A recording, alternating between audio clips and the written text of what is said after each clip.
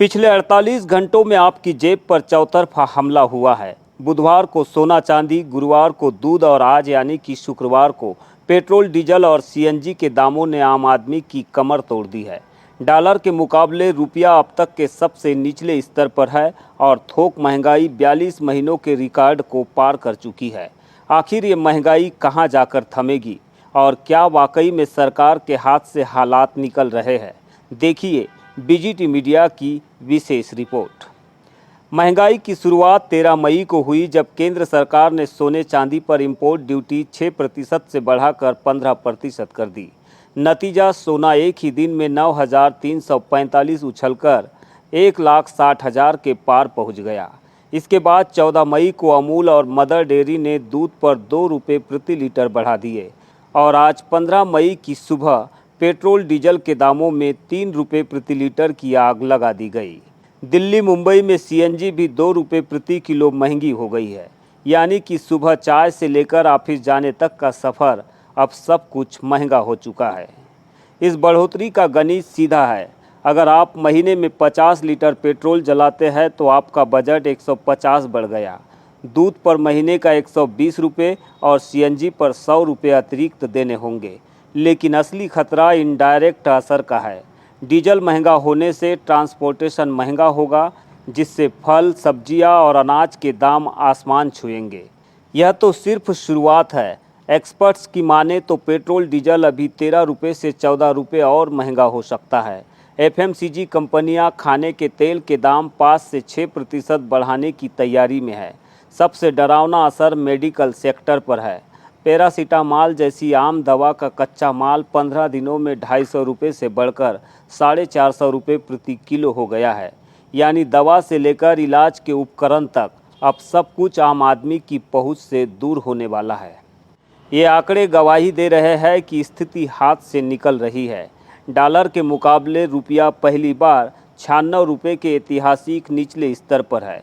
थोक महंगाई दर अप्रैल में 8.3% पहुँच चुकी है, जो 42 महीनों का सबसे ऊंचा स्तर है। थोक महंगाई बढ़ने का मतलब है कि महंगाई अभी फैक्ट्री में है, जो अगले 2 महीनों में आपकी रसोई और जेब तक पूरी ताकत से पहुंचेगी। ग्लोबल जंग और कमज़ोर होते रुपये ने मध्यम वर्गीय परिवार की थाली का स्वाद बिगाड़ दिया है। सरकार की अपीलें और तेल कंपनियों का घाटा, दोनों ही अंततः आम जनता की जेब पर भारी पड़ रहे हैं। क्या आने वाले दिनों में जनता को कोई राहत मिलेगी या फिर महंगाई का ये मीटर यूं ही भागता रहेगा?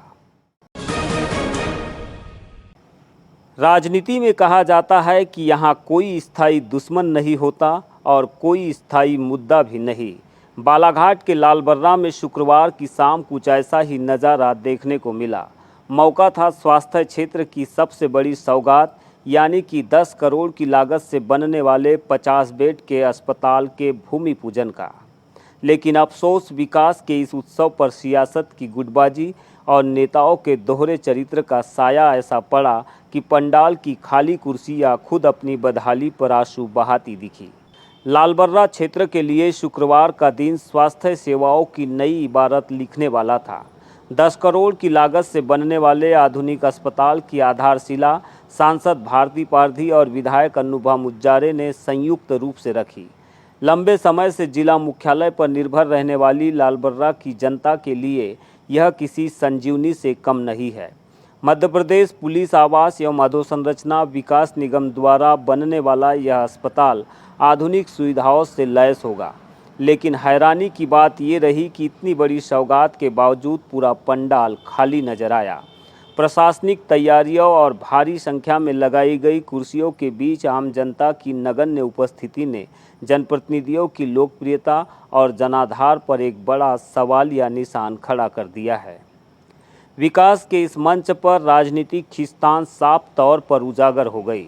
जिस कार्यक्रम की मुख्य अतिथि स्वयं भाजपा की सांसद भारती पारधी थी, उसी कार्यक्रम में स्थानीय भाजपा संगठन ने पूरी तरह से दूरी बनाए रखी।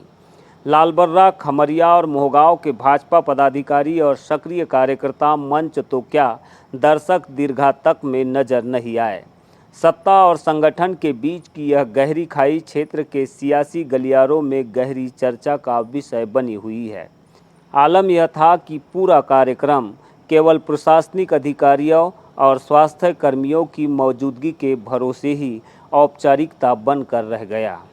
सियासी विरोधाभास का सबसे चौंकाने वाला अध्याय तब शुरू हुआ जब मंच पर जिला पंचायत के सदस्य डुलेंद्र ठाकरे नजर आए। गौरतलब है कि महज 3 दिन पहले ही डुलेंद्र ठाकरे ने पवार समाज की एक बेटी के चरित्र पर लांछन लगाने के आरोप में विधायक प्रतिनिधि अनीश खान के खिलाफ मोर्चा खोला था और सड़कों पर उतरकर कड़ी कार्रवाई की मांग की थी। लेकिन शुक्रवार को वही डुलेंद्र ठाकरे उसी आरोपी अनीश खान के साथ मुस्कुराते हुए मंच साझा करते दिखे।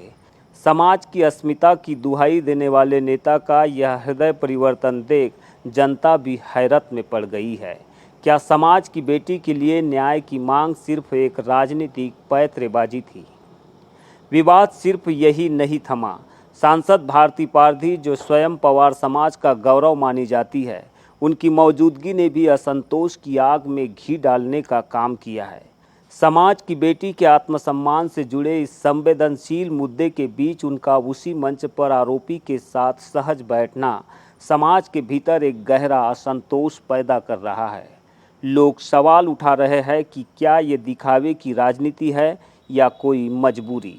विकास के दावों के बीच नेताओं के इस दोहरे चरित्र ने मान सम्मान की लड़ाई को सवालों के घेरे में खड़ा कर दिया है। शिलापट लग चुका है, आधारशिला रखी जा चुकी है और प्रोटोकॉल के तहत अस्पताल का काम भी शुरू हो जाएगा। लेकिन लालबर्रा के इस कार्यक्रम ने जो राजनीतिक और सामाजिक सवाल छोड़े हैं, उनके जवाब भविष्य में जनप्रतिनिधियों को ही देने होंगे। विकास की ईंटों से अस्पताल तो खड़ा हो जाएगा, लेकिन क्या नेताओं की साख दोबारा खड़ी हो पाएगी? यह सवाल आज भी लालबर्रा में बना हुआ है। जब महिलाएं घर की चौखट छोड़कर सड़कों पर उतर आती है तो वह केवल एक विरोध नहीं बल्कि आत्मसम्मान की लड़ाई बन जाती है। बालाघाट के बूढ़ी वार्ड नंबर 12 में शराब दुकान के खिलाफ चल रहे आंदोलन को आज पूरा 1 महीना हो चुका है। इन 30 दिनों में विधायक आई, सांसद आई, पार्षद और सामाजिक संगठनों ने भी हाजिरी लगाई, लेकिन जिस फाइल पर दुकान हटाने की मुहर लगनी चाहिए थी वह आज भी धूल खा रही है। आक्रोशित महिलाओं ने आज शराब दुकान के बाहर एक अनोखा प्रदर्शन किया। बालाघाट के बूढ़ी इलाके की हवाओं में आज नारों की गूंज और अन्याय के खिलाफ जलती मोमबत्तियों की लौ है। शराब दुकान को हटाने की मांग को लेकर महिलाओं का संघर्ष आज 1 महीने के पड़ाव पर पहुंच गया है। आज महिलाओं ने शराब दुकान की दहलीज पर चूने से दुकान हटाओ लिखकर विरोध का नया तरीका अपनाया। मोमबत्तियां जलाकर महिलाओं ने स्पष्ट कर दिया है कि जब तक यह दुकान यहां से हटेगी नहीं, उनके हौसलों का उजाला कम नहीं होगा। हैरानी की बात यह है कि इस आंदोलन को समर्थन देने के लिए सत्ता और विपक्ष के दिग्गज सांसद, विधायक और नगरपालिका अध्यक्ष तक पहुंच चुके हैं। आश्वासनों की झड़ी लगी, सहानुभूति के शब्द कहे गए, लेकिन धरातल पर नतीजा अब भी शून्य है।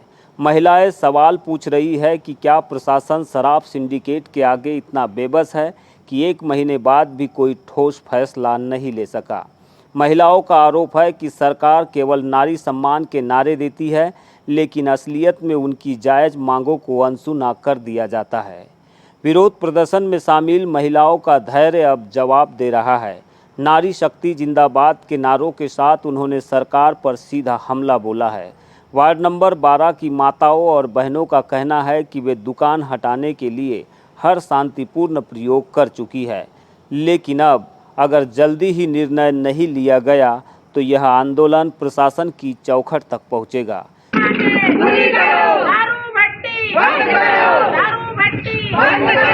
यह लड़ाई अब केवल एक दुकान की नहीं बल्कि वार्ड की शांति और भविष्य की सुरक्षा बन गई है।